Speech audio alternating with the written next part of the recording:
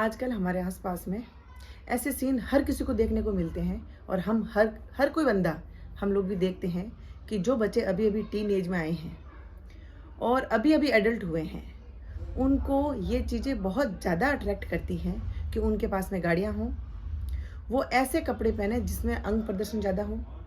दूसरी बात, बाहर जाके ठाके मार के गॉसिप करना उनको अच्छा लगता है। स्कूल से बंक मारना, कॉलेजेस से बंक मारना उनको बहुत अच्छा लगता है।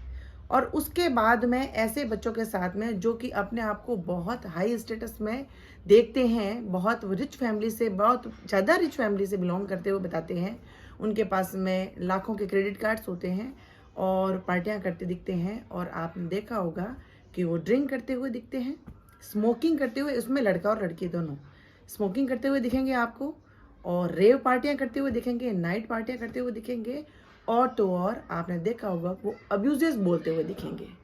बहुत सारे बच्चे, जब वो बातें, अपने कॉन्वर्सेशन होता है आपस में, तो जब फ्रेंड सर्कल बैठे होते हैं तो वो गालियों का यूज़ करते हैं, वो ड्रिंक पीते हैं। अभी अभी जिनकी टीन एज हुई है, टीन एज आप मान के चलिए कि 14 से 18 के बीच में होती है, ये बच्चे सॉफ्ट ड्रिंक के नाम पे, एनर्जी ड्रिंक के नाम पे न जाना क्या क्या पीते हैं, जिससे उनकी मानसिकता बिगड़ती जा रही है, उनको लत लगती जा रही है और उनको होश ही नहीं रहता है कि वो किसके सामने क्या बोल रहे हैं और कैसी बात कर रहे हैं और कैसे वर्ड्स यूज़ कर रहे हैं। तो उनके लिए एटिकेट्स मायने ही नहीं रखते हैं। ये बच्चे हैं हाई सोसाइटी के, जिनको हम कहते हैं रिच फैमिली से बिलोंग करना। ऐसे सीन जब हम कोई भी देखते हैं और हम उनको देख के एक ही शब्द बोलते हैं कि रईस बाप की बिगड़ी औलादे हैं। तो मैं एक सामाजिक तत्व होने के नाते, एक समाज में रहने के नाते आप सभी से भी कहती हूँ कि बिल्कुल ये सभी सब सीन हम देखते हैं, हमें बहुत दुख होता है। हम कभी ये इमेजिन भी करते हैं कि उन बच्चों में काश अगर हमारा बच्चा भी कभी ऐसा कर रहा होगा तो हमें कैसा लगेगा। लेकिन मैं कह रही हूँ कि एक जिम्मेदार नागरिक होने के नाते, एक जिम्मेदार समाज का तत्व होने के, एक हिस्सा होने के नाते, क्या आप लोगों ने कभी उन बच्चों को टोका है? क्या आप लोगों ने कभी ये कोशिश की है कि उन बच्चों को, हाँ वो बदतमीजी करेंगे बच्चे, हो सकता है कि आपको रिप्लाई भी करेगा आप कौन होते हैं, लेकिन वो फिर भी थोड़े से हेजिटेट होंगे, हिचकिचाएंगे। नेक्स्ट टाइम कहीं भी ये चीज़ें बोलने से पहले, पीने से पहले, खाने से पहले वो सोचेंगे कि हमें कोई भी कुछ कह सकता है। ऐसे अगर एक माता पिता होने के नाते, एक बड़े होने के नाते, हमारा एक, और कहते हैं कि एक जिम्मेदार नागरिक होने के नाते, अगर हम, चाहे हमारा बच्चा नहीं भी है, वो किसी का तो बच्चा है, और आज अगर हम किसी के बच्चे के लिए इतने वरीड होंगे तो हो सकता है कि, मैंने बताया था, प्रकृति रिटर्न पॉलिसी है, हो सकता है कि कल को हमारा बच्चा अगर कहीं खड़ा होगा, कुछ होगा, तो कोई दूसरा भी उसको टोकेगा, तो हो सकता है कि वो गलत आदतों से बच जाए।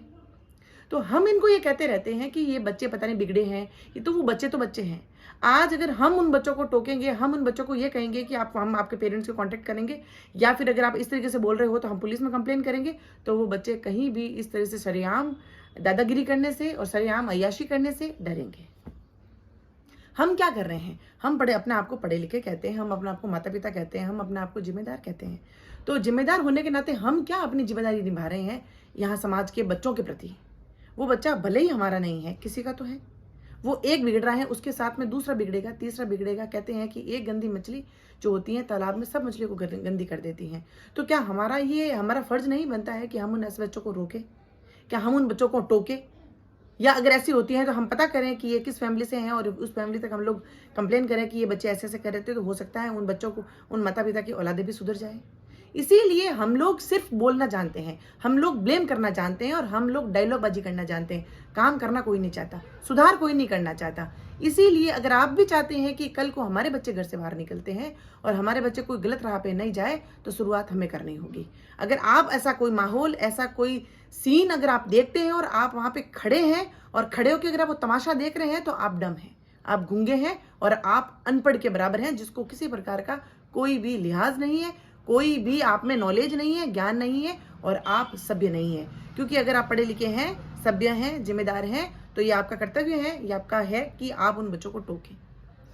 या इसी तरह से हम सभी पहल करेंगे तो समाज में होने वाली ये चीज़ें, बुराइयां जो हैं, हो सकते हैं बहुत से आगे जाके क्राइम हो सकते हैं, ये बहुत हद तक कम हो जाएंगी।